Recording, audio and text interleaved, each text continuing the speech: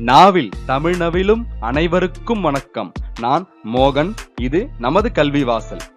நமது சேனலை சப்ஸ்கிரைப் செய்து ஆதரவு தாருங்கள். Welcome friends. நன்றி மறப்பது நன்றென்று 2 மாதத்துல 2000 பேர் நம்முடைய சேனலை சப்ஸ்கிரைப் செய்திருக்காங்கன்றது நமக்கு நம்பிக்கையையும் தொடர்ந்து இது மாதிரி கல்விசார் வீடியோக்களை உருவாக்க வேண்டும் என்ற எண்ணத்தையும் ஏற்படுத்துகிறது. இன்னைக்கு நம்ம பார்க்கக்கூடிய டாபிக் நம்மை போன்ற எண்ணம் கொண்டவங்களுக்கு ரொம்ப யூஸ்ஃபுல்லா இருக்கும். என்னன்னு கேக்குறீங்களா? கல்விசார் வீடியோக்களை உருவாக்குவதற்கு தேவையான டூல்ஸ் என்னென்ன அப்படின்னு தான் இந்த வீடியோவில் பார்க்க போறோம். ஆரம்பத்திலேயே சில நண்பர்கள் கேட்டிருந்தாங்க, இந்த மாதிரி வீடியோக்களை உருவாக்குறது எப்படின்னு கேட்டிருந்தாங்க. அப்போ நான் 4-5 வீடியோ தான் விட்டுருந்தோம். அப்போ நம்ம சொல்லியிருந்தா கொஞ்சம் அதிக பிரசங்கித்தனமா இருக்குமோ என்று யோசிச்சோம். இப்போ கூட ஒரு இந்த தயக்கத்தோட தான் இந்த வீடியோ வெளியிடுறோம். ஏன்னா நம்ம இப்பயும் 20 வீடியோக்கள் தான் வெளியிட்டிருக்கோன்றதுனால நாம பயன்படுத்தக்கூடிய அந்த டூல்ஸ் தான் உங்களோட பகிர்ந்துக்க போறோம்.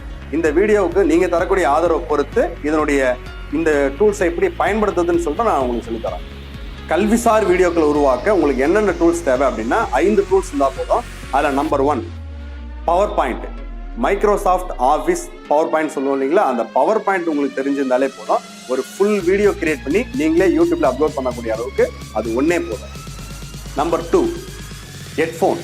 நம்ம அன்றாடம் பயன்படுத்துறோம் இல்லையா, பாட்டு கேட்போம் பாருங்க, அந்த ஹெட்ஃபோன் இருந்தாலே போதும். நம்முடைய வாய்ஸ் ரெக்கார்டிங் பண்றதுக்கு அந்த ஹெட்ஃபோனே போதுமானது. அது ஒரு 100 ரூபாய் 150 ரூபா, கம்பெனி பிராண்டு கூட தேவையில்லை, சாதாரண ஹெட்ஃபோனே போதும். நான் அதை தான் பயன்படுத்துகிறோம். 3வது வீடியோ எடிட்டிங் பண்ணணும்னு ஆசைப்பட்டீங்கன்னா அதுக்கு முதல்ல வீடியோ ரெக்கார்ட் பண்ணணும். வீடியோ ரெக்கார்ட் பண்ணுறதுக்கு என்னென்ன தேவை அப்படின்னு பார்த்தீங்கன்னா நம்முடைய மொபைல் ஃபோனே போதும், சாதாரண நம்ம பயன்படுத்தக்கூடிய மொபைல் ஃபோன். அடுத்து ஒரு மைக்கு, வீடியோ ரெக்கார்டிங் மைக்கு. அது பேர் போயா மைக்கு.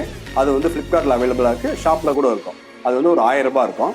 அடுத்ததா அந்த போயா மைக்கு பயன்படுத்தக்கூடிய ஒரு ஆப், அது பிளே ஸ்டோர்லேயே இருக்குது. அந்த ஆப்புடைய பேர் open camera app.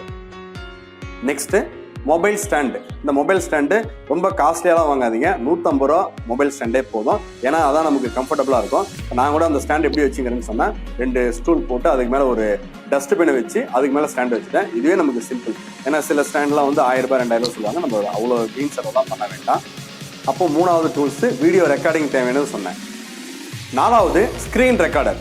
Mobile screen recorder தனி, கம்ப்யூட்டர் ஸ்க்ரீன் ரெக்கார்டர் தனி. மொபைல் ஸ்க்ரீன் ரெக்கார்டர் பிளே ஸ்டோர்ல டவுன்லோட் பண்ணிக்கலாம். நாம பயன்படுத்துறது உங்களுக்கு டிஸ்பிளேல காமிச்சிருக்கேன். Computer screen recorder flash express அப்படிங்கிற சாஃப்ட்வேர் தான் நம்ம பயன்படுத்திட்டு இருக்கோம். 5வது வீடியோ எடிட்டிங்.